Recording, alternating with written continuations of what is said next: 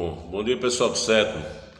Pessoal, vamos fazer aqui uma pequena correção da página 59, já que as provas se aproximam, né? A gente vai fazer essa correção, ok? Então ele diz o seguinte: primeira questão: como a região de Flandres se destacou no período do Renascimento? Destacou-se principalmente pelo desenvolvimento do comércio e das manufaturas, né? Que fez da região uma das mais ricas da Europa. Então você tem o Renascimento, né? Com a questão das manufaturas, ainda a gente pode dizer que ainda é a primeira parte da Revolução Industrial, ainda uma coisa muito incipiente, ok? Algo ainda bem atrasado, né? Porque nós estamos ainda naquele período da manufatura, tá certo? Não na fábrica em si, mas na manufatura ainda, né? Onde existia uma certa divisão, né, desse trabalho, ok? E naquela região o comércio, ok? O comércio associado às manufaturas desenvolveu aquela região de Flandres, onde essa região ficou conhecida como a mais rica de toda a Europa, tá certo? Beleza? Na questão 2, ele diz o seguinte, questão 2, vamos lá. Questão 2. O Renascimento não ocorreu de forma homogênea na Europa. Na verdade, teve muitas particularidades. Assim como na França e na Inglaterra, o Renascimento foi tardio. Quais foram os motivos para esse atraso, né? Repetindo a pergunta, ele diz que o Renascimento ele não ocorreu de forma homogênea em toda a Europa. Existiram áreas mais adiantadas, áreas mais atrasadas, áreas onde o Renascimento chegou mais cedo, áreas onde o Renascimento chegou mais tarde, tá certo? Como na Inglaterra. Ele diz assim, quais foram os motivos, né?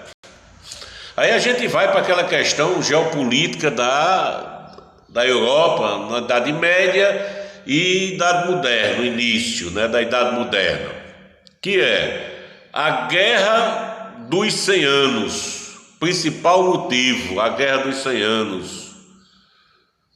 O conflito, em segundo lugar, o conflito pela sucessão do trono da Inglaterra, depois de terminada a Guerra dos 100 Anos. Primeiro a Guerra dos 100 Anos, né?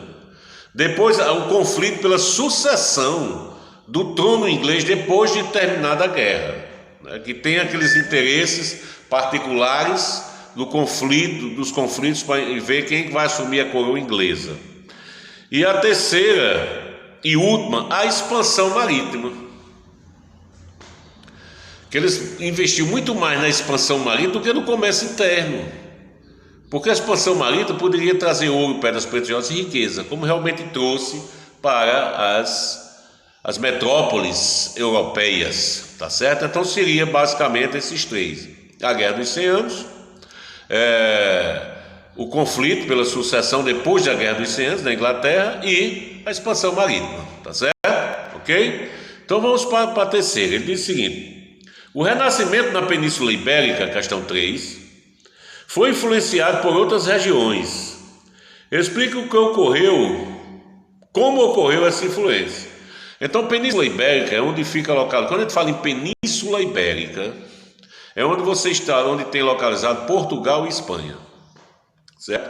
Aí diz, explique como ocorreu essa influência, que diz, foi influenciado por outras regiões, né? Então, o Renascimento da Península Ibérica, ele foi influenciado pelo intenso contato entre árabes e ibéricos, certo? Em primeiro lugar, pelo aquele contato direto. Você sabe que houve a ocupação da Península Ibérica pelos árabes, né, durante a Guerra Santa, né, um período da história. Posteriormente, você tem a Guerra da Reconquista, onde eles tomam aquela região de volta, Portugal e Espanha, né?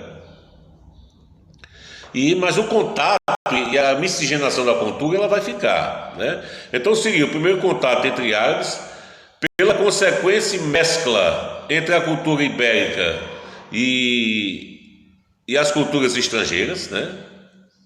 Cultura ibérica e as culturas estrangeiras, propiciado pelo comércio marítimo e pelo relacionamento com as demais localidades da Europa, né? Então você tem a terceira questão, seria o que, resumidamente? Seria o contato entre árabe, né? E os ibéricos, o povo da Península Ibérica, né? E o contato com outras regiões do mundo, né? Contato com outras regiões do mundo, que influenciou, né? Principalmente outras regiões da própria Europa, tá certo? Ok? Que influenciaram esse renascimento, ok? Então, a quarta questão diz o seguinte: a astronomia na Europa foi aprimorada durante o Renascimento. A gente sabe que no livro você tem uma parte sobre astronomia. Você tem a questão de Copérnico, de Galileu, né, na Idade Moderna. Foi aprimorada durante o Renascimento. E desse desenvolvimento surgiu a teoria heliocêntrica. Caracterize o processo de formação dessa teoria heliocêntrica.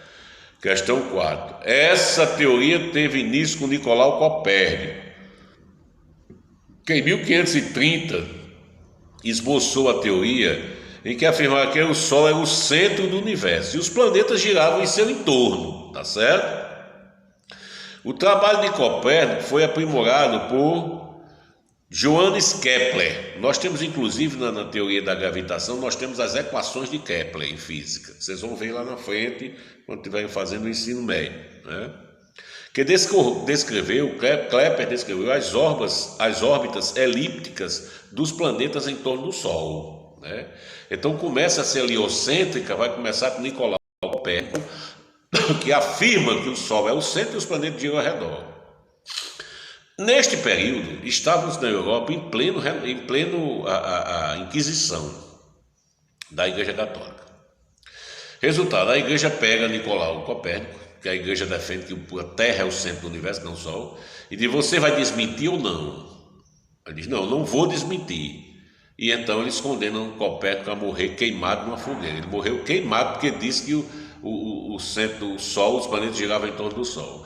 Galileu, ele afirma a mesma coisa. Só que a igreja também vai em cima de Galileu. Galileu desmente, diz: não, é mentira, eu me enganei, e passa o resto da vida em prisão domiciliar, tá certo? Mas ele escapa da morte porque ele negou, ok? E a igreja deixa ele dentro de casa, que é para ele não espalhar essas ideias. Mas Copérnico morreu porque disse a verdade, né? Interessante, ok? Beleza?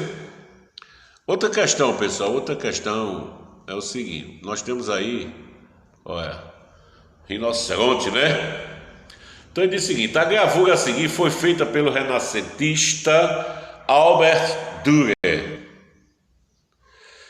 Ela representa o animal enviado da Índia ao rei de Portugal em 1515, certo?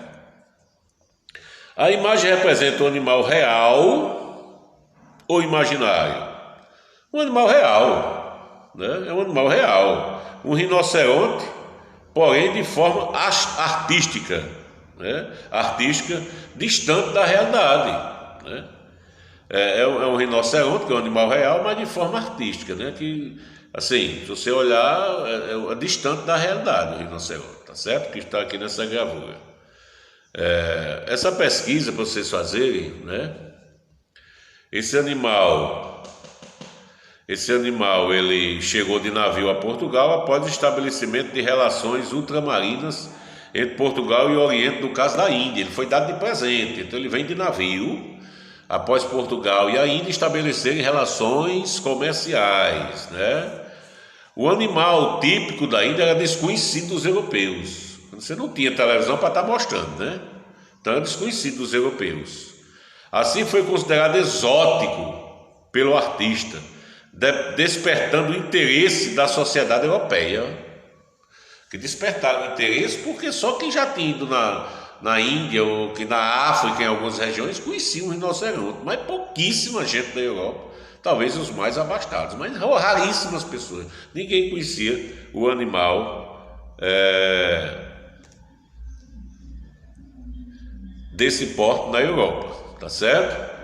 A segunda questão diz que tornou-se referência para muitos artistas e foi reproduzida em diversas obras. Elabora uma hipótese para responder por que o animal despertou o interesse do artista da sociedade europeia. Por quê? Porque o animal é totalmente desconhecido aos europeus, né? Você pode responder desse jeito.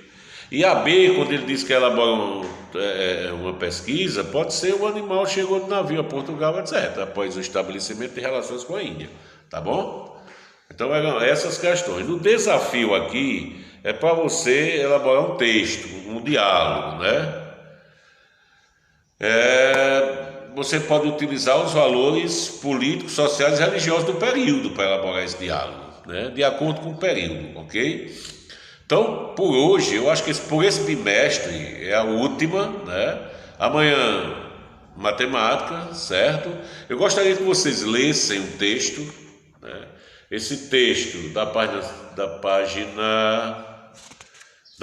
60, que fala sobre Leonardo da Vinci, e respondesse as duas questões que estão na página 61, tá certo? O texto está na página 60 e as questões na página 61, beleza? Então, um abraço a todos e até amanhã, ok?